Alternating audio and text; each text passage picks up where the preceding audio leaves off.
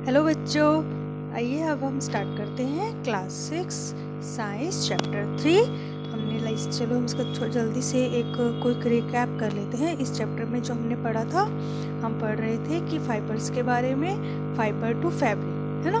तो इसमें हमने 2-3 एक्टिविटीज़ आपको बताई थी शुरू में कि आपको एक टेलर शॉप पर जाना है, वहाँ पर आपको एक क्लॉथ देखना है जिसके अंदर से आपको फाइंड आउट करना है कि कौन सा क्लॉथ जो है उसका नाम क्या है ना। और दूसरा एक्टिविटी थी उसमें कि आपके जो क्लॉथ मिला है उसमें से यार्न और थ्रेड्स आपको निकाल के देखने हैं और आपको देखना है कि ये किस तरह का यार्न है। तो ये जो थिन स्ट्रैंड्स होते हैं, ये हमने आपको बताया था कि जो थिन स्ट्रैंड्स होते हैं थ्रेड्स के, that we see are made up of still thinner strands, these are called fibers। तो ये जो पतले पतले आपको हमने बताई थी कि ये जो थ्रेड होता है और उसके बीच में से पतले पतले इस तरह से फाइबर्स निकलते हैं, इस तरह से बताया था कि इसको हम बोलते हैं फाइबर।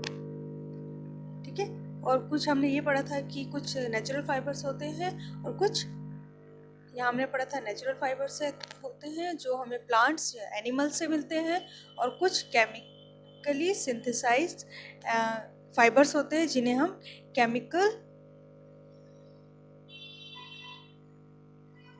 केमिकली सिंथेसाइज होते हैं, इनका हम कहते हैं सिंथेटिक फाइबर्स, है ना। अच्छा, तो अब हम पढ़ते हैं कि जब ये फाइबर्स तो इस तरह के होते हैं, बट इन फाइबर्स से किस तरह के होते हैं और इनसे फिर यार्न जो बन रहा है उससे हमारा फैब्रिक कैसे तैयार होता है।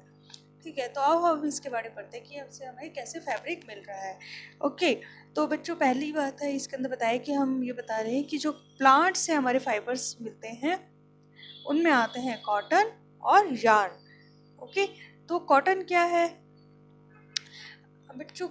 कॉटन जो अपने घर में आपके मंदिर होगा तो आपने देखा होगा कि जब भी आपके बड़े लोग घर में लैंप जलाते हैं, दिया जलाते हैं, तो उसके अंदर एक कॉटन की बातिल बनाते हैं, है ना। वो जो कॉटन की बातिल होती है वो, उसको आप घर में एक बार लेकर देखना, मम्मी से पूछना या अपने बड़ों से पूछना जो ये पूजा का काम करते हैं, पूजा पाठ करते हैं, उनसे पूछना कि हमें एक कॉटन की बाती चाहिए, हमें देखना है ये कॉटन कैसी होती है, ये कॉटन बॉल कैसी होती है। ओके, तो आप देखोगे कि जो ये कॉटन बॉल है, जो ये जिसकी विक बनी हुई है,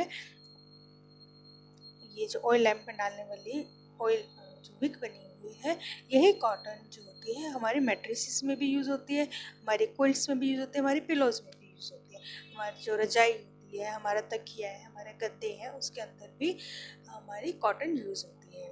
ठीक है, तो जो आपकी कॉटन वूल है उसको आप थोड़ा सा खींच कर देखना कि वो उसका क्या आपको थ्रेड से कुछ दिखाई देते हैं उसके अंदर, आपको क्या लगता है, क्या दिख रहा है उसके अंदर, आप कैसा फील करते हो, है ना। एक बार कॉटन बॉल जो है लेकर देखना। तो बच्चों अब आपके दिमाग में ये क्वेश्चन आएगा कि ये कॉटन बॉल आती कहाँ से है। तो बच्चों कॉटन कहाँ से आती है, कॉटन के ना फील्ड्स होते हैं। देखो आप यहाँ पे एक फिगर दे रखी है, ठीक है, इसमें देखो कितने सुंदर सुंदर ये कॉटन की फील्ड्स दिखा रखे हैं।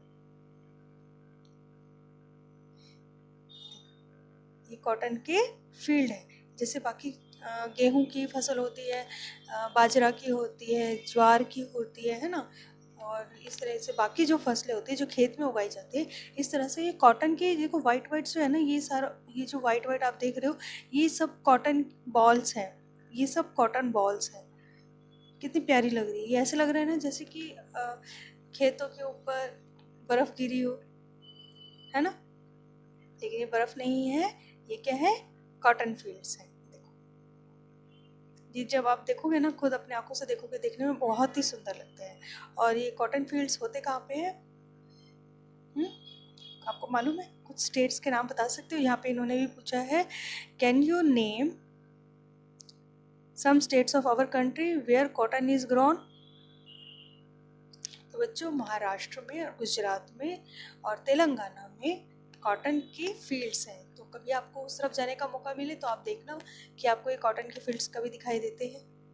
ठीक है, तो उसके बाद इसके अंदर बताया है कि जो ये कॉटन के फील्ड्स आपको दिख जाते हैं, इसके बाद आपको क्या करना है, ये सिर्फ ऐसे ही इससे हम फाइबर नहीं बना सकते।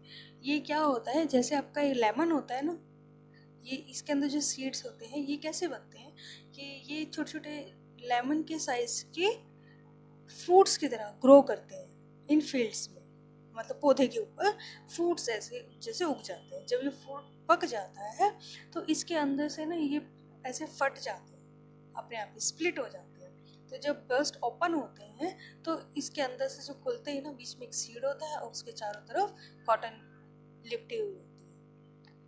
ठीक है, तो इसको क्या किया जाता है, जब ये कॉटन जो निकाल लेते हैं उसको हम हाथ से उसके सीड्स को निकालते हैं। ठीक है, तो इस प्रोसेस को जब हाथ से, ये देखो यहाँ लिखा है इसके बारे में, cotton is usually picked up by hand and the fibres are then separated from seeds by combing. इस तरह से ये कॉम्ब कर रहे हैं, कंघी कर रहे हैं, इससे क्या होता है, कॉटन बॉल में से सीड्स निकालते जाते हैं। तो जो सीड अलग हो जाती है और कॉटन बॉल अलग हो जाती है, कॉटन अलग हो जाती है ना। तो जी इसको प्रोसेस को हम क्या बोलते हैं, गिनिंग ऑफ कॉटन। पहले तो ये हाथ से होती थी, लेकिन आजकल हमारे पास बहुत सारी मशीनें हैं, मशीनों से भी इस प्रोसेस को हम कर सकते हैं। ठीक है, ये तो हो गई कॉटन की बात। अब आती है बात जूट की। ये जूट कहाँ से बनता है, जूट के अपने बैग देखे होंगे लेडीज गर्ल्स के पास, आपके दीदी के पास, मम्मा के पास कोई ना कोई जूट का बैग जरूर होगा। तो आप देखना उसका फाइबर कैसा है, क्या वो थोड़ा हार्ड है या सॉफ्ट है ना। तो बच्चों ये जूट भी जो मिलता है हमें प्लांट की स्टेम से मिलता है। कॉटन का तो फ्रूट्स होते हैं, है ना, कॉटन की जो बॉल्स मिल रही है वो हमें प्लांट के फ्रूट से मिल रही है, लेकिन जूट जो हमें मिलता है वो हमें प्लांट की स्टेम से मिलता है। बच्चों ये इसको स्टेम बोलते हैं। तो इस स्टेम से हमें जूट मिलता है। ठीक है, तो इसमें क्या बता रहे हैं हमें, it is cultivated during a rainy season. Rainy season में जूट के जो पौधे होते हैं इनको रेनी सीजन में उगाया जाता है। लेकिन in India jute is mainly grown in West Bengal, Bihar and Assam. तो ये क्वेश्चन भी कई बार कॉम्पिटिटिव एग्जाम से पूछ लेते हैं कि जूट कहाँ कहाँ उगता है इंडिया में। तो वेस्ट बंगाल, बिहार एंड असम। इसको आप ABB करके भी याद कर सकते हो। A for Assam, B for Bihar and B for West Bengal. ठीक है, तो jute is normally harvested when it is a flowering stage. लेकिन इसको भी तभी हम फाइबर बनाने के लिए हम इसको काटते हैं। हार्वेस्टेड मतलब काटा जाता है। कब काटा जाता है, जब इसकी फ्लोरिंग स्टेट होती है, जब इसके ऊपर भी फ्लावर्स आ जाते हैं तब हम समझ जाते हैं कि अब इस जूट को हमें अलग कर लेना चाहिए, हमें काट लेना चाहिए। तो इसके बाद क्या होता है, इस टाइम को जो रहते हैं हम पानी के अंदर कुछ टाइम के लिए भिगो देते हैं।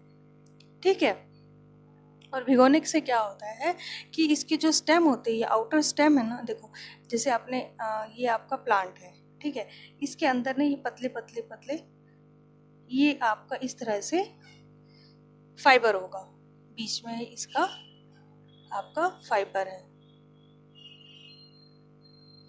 ठीक है, लेकिन जैसे आपका ये बाहर का सपोज ये आपका ये बाहर की तरफ आपकी ये स्टेम है। ठीक है, तो जब हमारे ये प्लांट होता है, जब इसको हार्वेस्ट कर लेते हैं तो इस विद स्टेम इस प्लांट को हम भिगो देते हैं पानी में। तो भिगोने के बाद इसकी जो आउटर स्टेम है ये एकदम से गल जाती है। ठीक है, तो मतलब हाथ लगाते ही फिर ये स्टेम उतर जाती है और इसके बीच के फाइबर आपके हाथ में आ जाता है। ठीक है, तो मतलब हाथ से ही हम इस चीज़ को अलग कर सकते हैं। देखो स्टेम्स रॉट हो जाती है, रॉट मतलब गल जाती है, और उसके बाद फाइबर जो होता है ये सीधा आपके हाथ में आ जाता है। तो इस तरह से आप देख सकते हो। तो ये है मेकिंग यार्न फॉर्म ए कॉटन। तो बच्चों आपने कभी देखा है कि जब आपके पास अब ये कॉटन की बॉल भी आ गई, जूट फाइबर भी आ गया, तो ये तो फाइबर आ गया ना, तो इससे अब आपका कपड़ा कैसे बनेगा। बच्चों जैसे आपने देखा कॉटन का क्लॉथ लिया था, उसमें से पहले आपने ये यार्न ही सेपरेट किया था ना, यार्न सेपरेट किया था, तो यार्न को आपने ओपन किया तो उसके अंदर बहुत सारे फाइबर्स थे। तो जब आपके पास यार्न इकट्ठा हो गया, जब इस यार्न को एक लपेटते रहते हैं ऐसे, है ना, तो उसके उसको जिगजैग फॉर्म में या अलग अलग पैटर्न के फॉर्म में इनको बुना जाता है। तो हम आगे चैप्टर्स में इसके बारे में पढ़ेंगे। सॉरी, आगे जो हमारे इसी चैप्टर में हम पढ़ेंगे किस तरह से फाइबर बना रहे हैं। तो इसके बाद आपको एक छोटी सी एक्टिविटी दी हुई है कि आप ये करके देखना कि जैसे आपके पास अगर कॉटन वूल है या जूट है, तो आप उस कॉटन को ना थोड़ी धीरे एक हाथ से ऐसे पकड़ो, जैसे देखो इन्होंने पकड़ा हुआ है, एक अंगूठे में पकड़ो एक एंड से, और दूसरे एंड से ऐसे उंगली में पकड़ो, इस तरह से हाथ में पकड़ो एक बार, और उसको थोड़ा धीरे धीरे खींचते जाओ और धीरे धीरे स्पिन करते जाओ। तो आप देख सकते हो आपको इस तरह से फाइबर आपका तैयार हो रहा है। एक छोटी सी एक्टिविटी आप करके देखो कि आप ये बना पाते हो या नहीं बना पाते हो। ठीक है, तो ये जो प्रोसेस होती है जिसके अंदर of making a yarn from fibre is called spinning. तो ये क्वेश्चन आता है आपके एग्जाम में कई बार कि व्हाट इज स्पिनिंग प्रोसेस।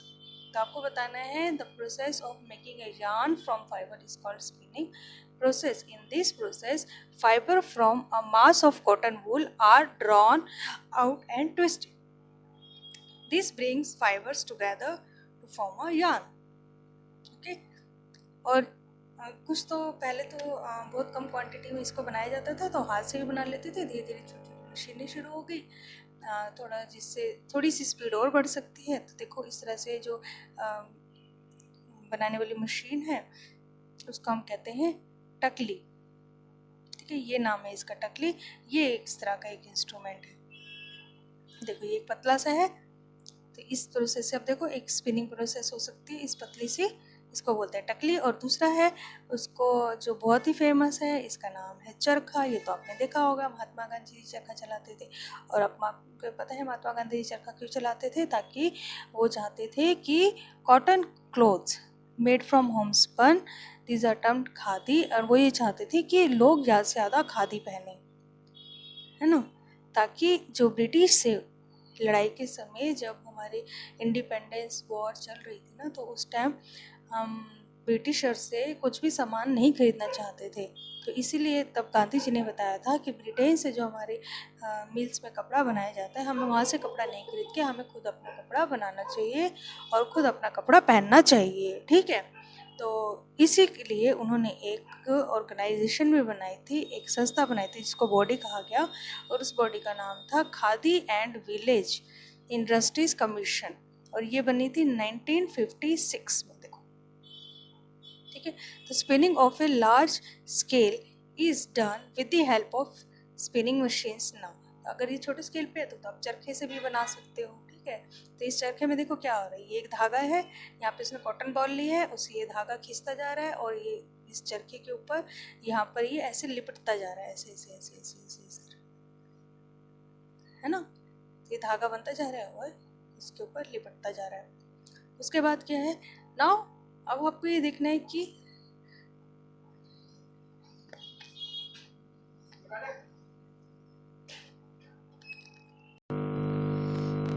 तो बच्चों अभी तक हमने इस लेसन में ये पढ़ लिया कि अब स्पिनिंग क्या होती है और किस तरह से कॉटन से या जूट से फाइबर अलग किया जाता है, और अब इसको हम कैसे यार्न टू फैब्रिक कैसे बनाते हैं। आ जाओ ये जल्दी से हम लेसन ख़त्म कर लेते हैं। तो बच्चों इसके लिए बनाने के लिए बहुत आसान तरीके हैं। तो अब जिस प्रोसेस से यार्न से फैब्रिक बनाया जाता है उस प्रोसेस को बोलते हैं वीविंग। क्या बोलते हैं? वीविंग। ठीक है, इसका भी क्वेश्चन आ सकता है कि what is a weaving process, या आपको कंफ्यूज करने के लिए पूछ सकते हैं कि किस प्रोसेस से फाइबर बनता है या किस प्रोसेस से यार्न बनता है। ठीक है, तो आपको क्या बताना है, देखो दोनों क्वेश्चन यहाँ पे हैं। The process of making a yarn from fibre is called spinning, but the process of arranging two sets of yarn together to form a fabric is called weaving. ठीक है, इसमें आपको क्या है, फाइबर से आपका यार्न बन रहा है। ठीक है, तब उसको बोलते हैं स्पिनिंग। इस प्रोसेस को हम बोल रहे हैं स्पिनिंग। लेकिन वीविंग में क्या हो रहा है आपका, इसमें आपका यार्न से आपका फैब्रिक बन रहा है। इस प्रोसेस को बोलते हैं वीविंग। ठीक है, so let us try to weave some proper strips. अब हम क्या कर रहे हैं, इसमें हम देख रहे हैं कि अगर हमारे पास यार्न है तो यार्न से हम किस तरह से अब कपड़ा कैसे बनाएं। तो एक एक्टिविटी दी गई है बच्चों इसके अंदर, इसमें क्या है, make 2 sheets of paper of different colours, cutting करो आप उसकी, ठीक है, और उसको क्या करो, एक स्ट्रिप की कटिंग को आपने एक तरफ लगाओ, दूसरी शीट को उसको आप फोल्ड करते जाओ। देखो ये शीट को कैसे फोल्ड करना है, ये देखो ये एक छोटी सी एक्टिविटी बता रहे हैं कि इस तरह से आप 2 कलरफुल पेपर लो ए एंड बी, तो उसमें जो एक कलर की शीट है उसको इस तरह से लगाओ और उसके अंदर जो ग्रीन शीट है उसको इस तरह से लगाओ, इस तरह से बनाओ कि आपका एक चेकर बॉक्स बन जाए। चेकर बॉक्स बनने के बाद इस तरह से आपकी एक शीट तैयार हो जाएगी, ठीक है। तो इस तरह से जो शीट तैयार हो जाएगी तो इस मतलब एक तरह से आपका जो ये फॉर्म तैयार हो जाएगी, इस फॉर्म को हम बोलेंगे कि आपका एक फैब्रिक तैयार हो गया है, ठीक है।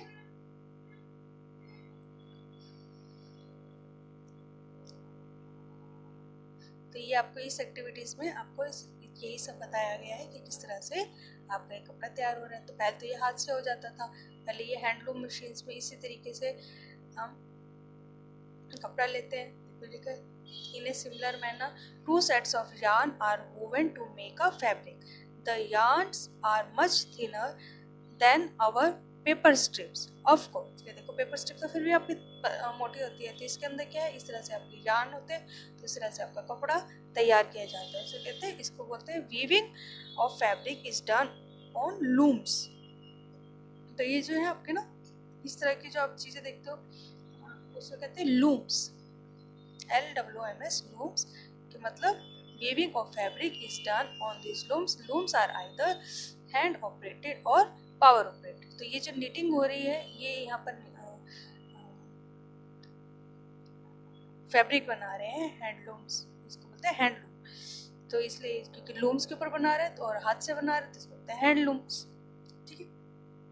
इसके बाद की जाती है नीटिंग। नीटिंग क्या होती है, नीटिंग मतलब होता है बुनना, जैसे कि स्वेटर बुनते हैं, आपने अपनी मम्मा को दादी को देखा होगा कि वो स्वेटर आपकी बुनती हैं, कि इसके अंदर क्या होता है कि आपको यार्न इकट्ठा हो गया, वो सारा यार्न का आपको गोला बना लेते हैं, गोल गोल सा, इस तरह से आपका यार्न आपने देखा होगा है ना, घर में यार्न का गोला निकला पड़ा होता है, तो इसको हम यूज़ करते हैं क्या, स्वेटर बनाने में। ये देखो इस तरह से इन्होंने एक स्वेटर का दिखा रखा है कि यार्न का गोला है, और मम्मी को आपने इस तरह से निटिंग करते हुए देखा होगा कि वो निटिंग कर रही हैं, और इस तरह से निटिंग करते करते, क्योंकि इसके लिए बहुत स्किल्स की ज़रूरत पड़ती है कि आपको कैसे, आपको छोटे बच्चे की या बड़े की या लेडीज़ की किस तरह की स्वेटर बनानी है, ग्लव्स बनाने हैं, कैप बनानी है, सॉक्स बनानी है, क्या बनाना चाहते हो आप, तो ये एक स्किल है जो कि हर किसी में नहीं होती, और इस तरह से आप बना सकते हो, ओके। तो ये भी आपका क्वेश्चन आ सकता है कि what is knitting. Knitting is a process of making a piece of fabric, ठीक है। तो वीविंग एंड नीटिंग मतलब इसको कहते हैं बुनना। Weaving and knitting, these are used for making different kinds of fabric. So these fabrics are used for a variety of clothing items, ठीक है। अब इसकी हिस्ट्री हम छोटी सी है, बहुत ही छोटी सी हिस्ट्री है, तो इसको भी हम पढ़ लेते हैं कि have you ever wonder that materials people used in ancient times for clothes? It appears that in those times people used the bark and big leaves of trees of animal skin and fur to cover themselves. पहले उस time में तो कपड़े होते नहीं थे, तो पहले टाइम के लोग किस तरह के कपड़े पहनते थे, वो क्या करते थे कि वो पत्ते हो गए या छाल हो गई, उसी को ही थोड़ा सा भूनकर और अपने चारों तरफ लपेट लेते थे। आफ्टर पीपल, ठीक है, तो यहाँ लिखा हुआ है after people began to settle in agriculture communities, they learned to weave twigs, grass into mats and baskets. तो उन्होंने धागे जैसे थोड़े सिविलाइज होने लगे लोग, वो एग्रीकल्चर अपनाने लगे, उनको पता चलने लगा कि नहीं ऐसे नहीं कपड़े पहन सकते, क्योंकि इसमें ठंड नहीं रुकती है, कभी बरसात में वो कपड़े उस तरह के कपड़े खराब हो जाते थे, जो उन्होंने ड्रेस बनाई होती थी पत्तों से खराब हो सकती थी। तो इसके बाद क्या होता था कि वो leave sticks and grass sticks into mats, वो मैट्स बनाना शुरू कर दिया उन्होंने, बास्केट बनाना शुरू कर दिया. मीन्स एनिमल फीसेस और hair, these were twisted together into a long straps. तो क्या करते थे कि जो एनिमल के पीसेस बताए थे ना कि हेयर्स थे, उनको भी ऐसे ऐसे वो ट्विस्ट कर लेते थे और लंबे लंबे स्ट्रैंड्स बना लेते थे. And these were woven into fabrics. जब ऐसे लंबे लंबे उनके बाल हैं, कैमल के हैं, शीप के हैं, तो इसके बालों को ऐसे ऐसे गूंद लेते थे, लंबे लंबे से धागे की तरह बना लेते थे. तो these were woven into fabrics and the early Indians wore fabrics made out of cotton that grew in the region near the river Ganga. ठीक है. तो जो उस टाइम के लोग थे, जब एग्रीकल्चर अपनाने लगे तो वो गंगा नदी के किनारे जो लोग रहते थे तो वो इस तरह से वूवन कपड़े पहनना शुरू कर दिया, वो कॉटन के कपड़े पहनते थे. Flax is also a plant, या क्या बता रहे, flax is also a plant that gives natural fibres. In ancient Egypt, cotton as well as flax were cultivated near the river Nile and were used for making fabrics. हमारे India में तो cotton के पहनते थे, लेकिन एक Egypt दूसरी country है जहाँ पर किस तरह के कपड़े पहनते थे. वहाँ के जो लोग थे, वहाँ की नदी का नाम था नील, तो उसके पास जो लोग रहते थे वो फ्लेक्स के कपड़े पहनते थे. In those days stitching was not पता ही नहीं था स्टिचिंग थे, वो हाथ से करते थे.